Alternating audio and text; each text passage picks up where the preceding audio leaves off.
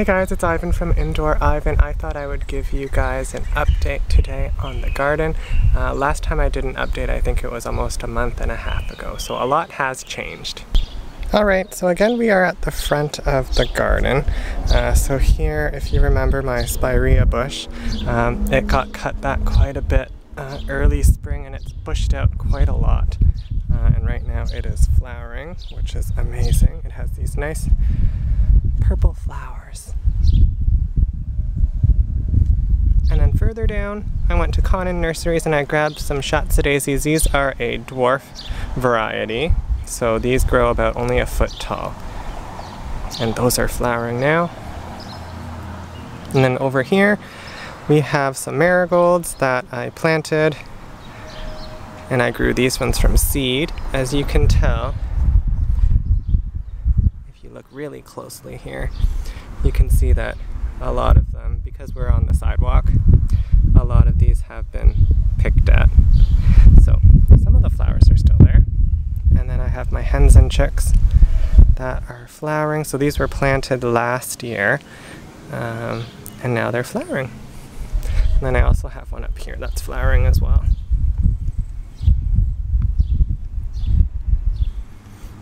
And then more marigolds. I still have some of the daffodils. I let all of the daffodil foliage stay until it yellows and dies back. So if I give it a tug and it's still kind of stuck, I just leave it. And then Solomon seal on that side.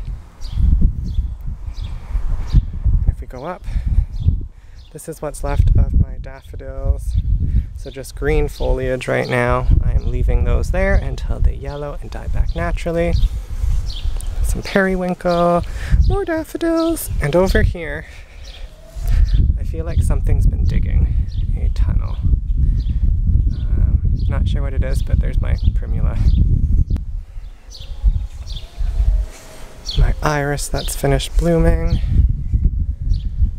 And then over in that little area you can see a Japanese painted fern. Some of the balsam that I planted right there and there. And then there's my Japanese maple, which looks nice. So because the top of it died, you can see there, it's not going to grow any taller. So I decided to just pull one of the branches and twist tie it. So hopefully I'll get some more height out of this Japanese maple, but we'll see. And then over here we have lots and lots of lady's mantle, which is really pretty, especially after a rainfall. So last night we did have some rain and it's really humid out right now. But if you take a look carefully, it looks super pretty with those rain droplets on the leaves. And then continuing from there, I have my snake plant that I put outside. So this is facing north. I just plunked the pot inside. For some reason, this leaf is really floppy. I don't know if the squirrels dug up the roots and damaged it, but the rest of it looks good.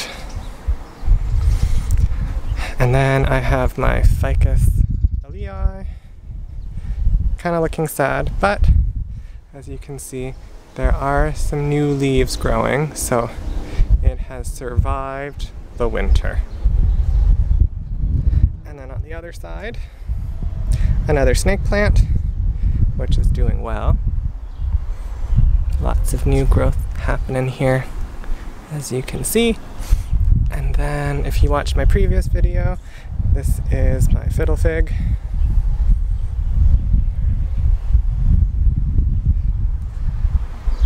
No new leaves yet on this, but hopefully soon.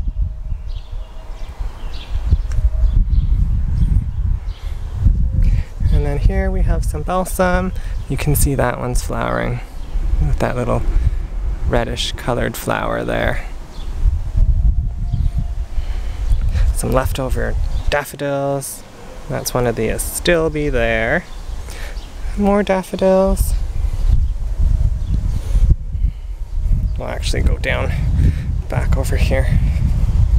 So this is the other spirea bush. You can tell which one gets a little bit more sun. This one, and then here's another Schatz daisy over here. This one is a taller variety. It gets about 2 to 3 foot tall. So that will be flowering soon. And then same idea, some more Solomon Seal.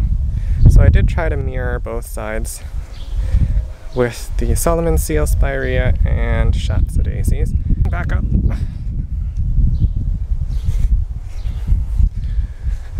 We have some pink hydrangeas, which are going to be flowering soon. There are 3 of those, and you can see I kind of interplanted some balsam in there.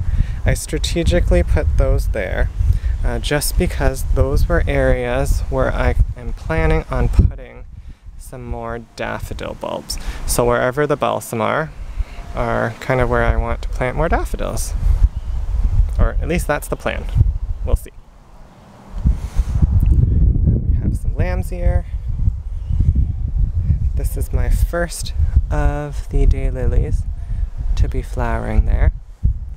And it does get more sun than the others because it is shaded a little bit over here. And then behind it, some coral bell in there. And then you can see some sweet woodruff further back.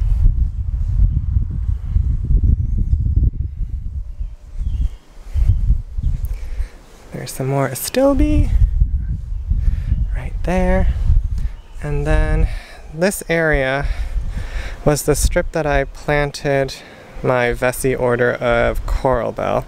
Unfortunately, it looks like nothing has grown. I did call them, and they said to wait another month and see if anything grows. But as of right now, this area is not what I want it to look like. It was supposed to be full of different colored leaves, but it's kind of blank right now. So those coral bell that I have currently were from last year, but we'll see what happens. And then further back, these are, if you can see right there, that is a foamy bells. So I planted those in between the barberry bushes. So you can see another one over there, one over there, and there's one hidden over there. So I got those from the Real Canadian Superstore. They were only $5 each. So I'm hoping that they do well, and eventually they'll spread and fill out that area. So over time, as the mulch decomposes, I won't need any mulch. And as we keep going, there's some more plants there. Over here we have some more hydrangeas. So these ones I think are the Annabelle. So these are the white flowering ones that are really big with slightly droopy stems when they get wet. Earlier in the summer I did notice that some of the leaves were being kind of webbed together, as you can see there. So I think there were some caterpillars there, so I tried to pry those open and wash those out.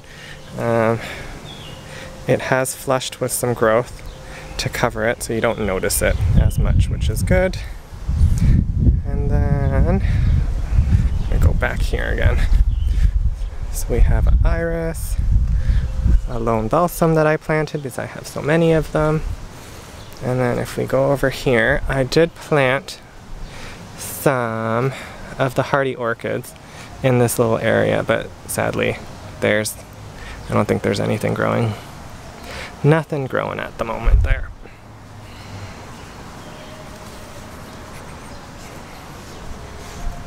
So we're at the side of the house now. So here's my Norfolk pine.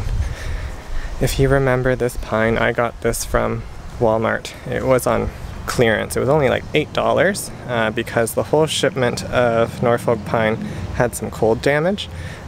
But luckily I picked a good one and it's still okay. You can kind of see some of the glitter that's still on it because it was a Christmas plant. So some of the needles are starting to yellow, but that's okay because we have some new leaves and growth that's happening. So it should look nice. And then over here we have my fernwood Sansevieria. And if you take a look further in, there are some ostrich ferns, and there should be, if we can go through here, you can kind of see one of them. There is one of the May apples from the Ontario native plants in that shipment, so they're growing there. Over here we have some more spirea bushes which have grown back nicely and have flowered. The one that's in the shade there isn't doing as great, but the other two have filled up nicely. We have some hostas and daylilies because we are under a gigantic tree. So we have those there, and you can see more daffodil leaves, which I'm leaving until they yellow. It does look a little bit messy, but it makes for an amazing spring show. And then if you take a look, we have our bleeding hearts from that Vessi order.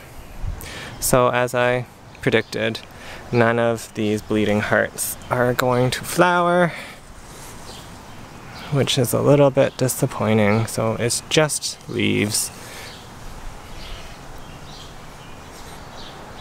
And then we have some sedum that was here when we moved in, and then I had an extra hosta from the backyard, so I plopped that in there. And then if you take a look, we have on this side, our hardy orchids are coming in. They don't look very pretty, but they're right there. So we'll see what happens with them. And then as we go up, because I totally forgot to do all the plants on the side and on the porch. This is my peace lily, or what's left of my peace lily, which was in the classroom. It was left there during our school closure, but it's starting to come back, which is good. These were 3 spider plants that we grew in our classroom. Unfortunately, we didn't get a chance to send those home, so I gave out some to staff and some colleagues, so these were the ones that were left over that I had to bring home. And then quickly, as we move along our porch here, so I repotted our monstera, and sadly you can see the squirrels decided to do some digging here, and there's some remnants of that dirt. So I'm hoping that with that monstera in a bigger pot, it's going to do a little bit more growing, because it hasn't grown a whole lot. My variegated peace lily, which hasn't really changed a whole lot. The flowers are starting to die back a little bit. You can see that they're browning and stuff, but the squirrels have pretty much left it alone because there's so many leaves and not enough soil to dig up. Another snake plant is there, and then my money tree, which is hanging out over here. And I don't think we have, oh no, we do. We have some new leaves coming in, which is nice to see, because it didn't do a lot of growing over the winter. There's nothing on that one at the moment. Then over here we have spider plant with some flowers. And then we have our fern. I don't think, oh no, we do. There is a little bit of growth happening there, which is lovely to see, because usually in the winter we don't get a whole lot happening. That one, not a whole lot happening there. And then we'll finish off with the last plants here. I have a ZZ plant from my classroom hanging out again in a shaded area so it doesn't burn. A philodendron, this is the newest leaf there. A stuck in another fern. This one hasn't been doing so well because it was a little dry over the winter, but it's doing okay. If we take a look at the soil, there's not a whole lot growing right now. It does look like I need to water it though. Oopsies, we'll give it some water later. This is my snake plant from the classroom. And look, it's actually growing and coloring back a lot better. So when I brought this home, after we were out of school for a while, it was really pale and it wasn't looking great. So a lot of the new leaves are coming up more vibrant and green, and it's starting to look healthy again, which is good. Not as healthy as the other one, which I had at home, but it's doing better. Alright guys, so that is it for the front garden tour. I hope you enjoyed that update. A lot has changed, and you got to see some of those Vessi plants and ON native plants as well. If you like that video, remember to give it a thumbs up. It really does help me out. Anyways, we will see you next time. Bye!